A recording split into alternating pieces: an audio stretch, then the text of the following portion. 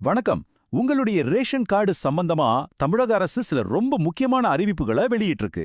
இது உங்களுக்கும் சரி, நீங்க வாங்குற பொருட்களையும் சரி நேரடியா பாதிக்கக்கூடிய விஷயம். அதனால இது என்னன்னு முழுசா நாம இப்ப பார்க்கலாம் வாங்க.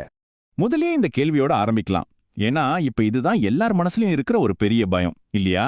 ஆனா கவலைப்படாதீங்க. இந்த முழு விளக்கத்தையும் நீங்க பார்த்து முடிக்கும்போது உங்க ரேஷன் கார்டை எப்படி பத்திரமா பார்த்துக்கலாம், அது ரத்தாகாம இருக்க என்ன செய்யணும்னு உங்களுக்கு ரொம்ப தெளிவா புரிஞ்சிடும். சரி, முதல்ல அரசாங்கம் கொண்டு வந்திருக்கிற இந்த புதிய கண்டிப்பான விதிகள் என்னென்ன, அது ஏன் இவ்ளோ முக்கியம்னு நம்ம பார்க்கலாம். இந்த மாற்றங்கள் நீங்க வாங்குற பொருட்களை மட்டுமில்ல, உங்க காரோட வேலிடிட்டியை கூட பாதிக்கலாம். இங்க ஒரு விஷயத்தை நீங்க நல்லா கவனிக்கணும். இந்த மாற்றங்கள் எல்லாம் செஞ்சா நல்லது அப்படிங்கிற மாதிரி ஒரு ஆப்ஷன் கிடையாது. இது கட்டாயம். தமிழ்நாட்டுல ரேஷன் கார்டு வச்சிருக்கிற ஒவ்வொருத்தரும் இதை பின்பற்றி ஆகணும். சோ அடுத்த சில நிமிஷங்கள் ரொம்ப கவனமா கேளுங்க. சரி, அரசாங்கம் ஏன் திடீர்னு இந்த மாற்றங்களை கொண்டு வரணும்? வெறுமனே விதிகளை மட்டும் தெரிஞ்சிக்காம இதுக்கு பின்னாடி இருக்கிற நோக்கத்தையும் நம்ம புரிஞ்சுக்கிட்டோம்னா இதோட முக்கியத்துவம் நமக்கு இன்னும் நல்லாவே விளங்கும். பாருங்க, இந்த மாற்றங்களோட மொத்த நோக்கமே இந்த ஒரு வரியில அடங்கியிருக்கு. அதாவது, யாருக்கு உண்மையிலேயே உதவி தேவையோ அவங்களுக்கு மட்டும் அரசின் சலுகைகள் சரியா போய் சேரணும். இதுதான் அரசாங்கத்தோட இலக்கு. இத ஒரு நியாயமான நிர்வாகத்தை நோக்கிய முக்கியமான படியா அரசாங்கம் பாக்குது. இந்த மாற்றங்கள் மூலமா அரசாங்கம் 4 முக்கியமான விஷயங்களை சரி செய்ய நினைக்குது. 1, எல்லா கார்டுதாரர்களையும் வெரிஃபை பண்ணணும். 2, தகுதி இல்லாதவங்கள லிஸ்ட்ல இருந்து நீக்கணும். 3, மானியங்கள் தவறா போறத தடுக்கணும். கடைசியா, உண்மையான ஏழைகளுக்கு உதவி கரெக்டா போய் சேருதான்னு உறுதிப்படுத்தணும். இதுல அரசாங்கம் ரொம்ப உறுதியா இருக்கு. இப்போ நாம ரொம்ப முக்கியமான ஒரு பகுதிக்கு வந்திருக்கோம். உங்க ரேஷன் கார்டை பாதுகாப்பா வச்சுக்க நீங்க என்னென்ன கான்கிரீட்டான ஸ்டெப்ஸ் எடுக்கணும்னு வரிசையா இப்ப பார்க்கலாம். நீங்க செய்ய வேண்டிய முதல் மற்றும் மிக மிக முக்கியமான விஷயம் EKYC. இந்த பேரை கேட்டு பயப்பட வேண்டாம். இது ரொம்ப சிம்பிளான ஒரு விஷயம்தான். உங்க ரேஷன் கார்டுல பேர் இருக்கிற ஒவ்வொருத்தரும் உங்க ரேஷன் கடைக்கு போய் உங்க கைரேகையை ஒரு தடவை பதிவு பண்ணணும். அவ்வளவுதான். பாத்தீங்களா, இது ரொம்ப நேரடியான ஒரு ப்ராசஸ்.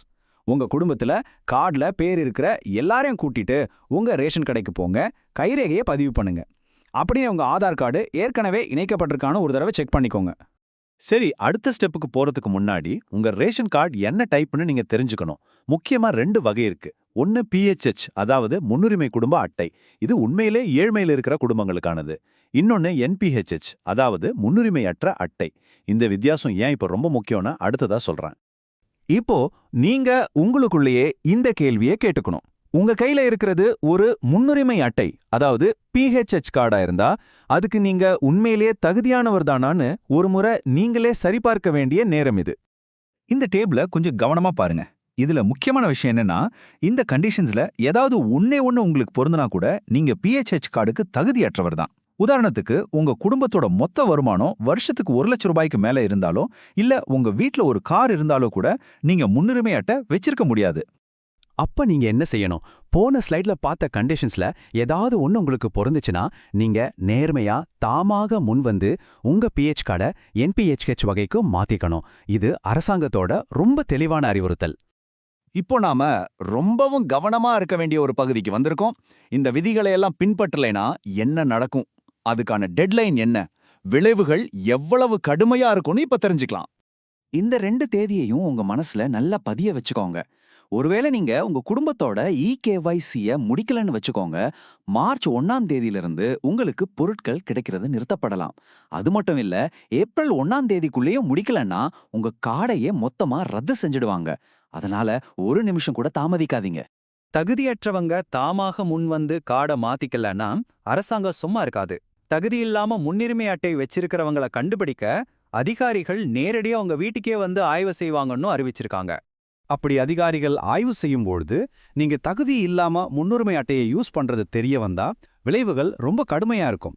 உங்க கார்டு கேன்சல் ஆகிறது ஒரு பக்கம்னா, இன்னொரு பக்கம் நீங்க சட்ட நடவடிக்கையும் சந்திக்க வேண்டியிருக்கும். சரி, நாம இப்ப இந்த விளக்கத்தோட கடைசி பகுதிக்கு வந்துட்டோம். நீங்க உடனடியா செய்ய வேண்டிய மிக முக்கியமான 2 செயல்களை மறுபடியும் ஒரு முறை ஞாபகப்படுத்துறேன்.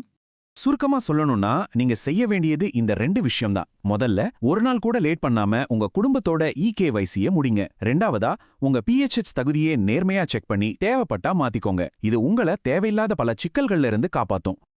கடைசியா, இந்த கேள்வியோட நான் உங்களை சிந்திக்க வைக்க விரும்புறேன்.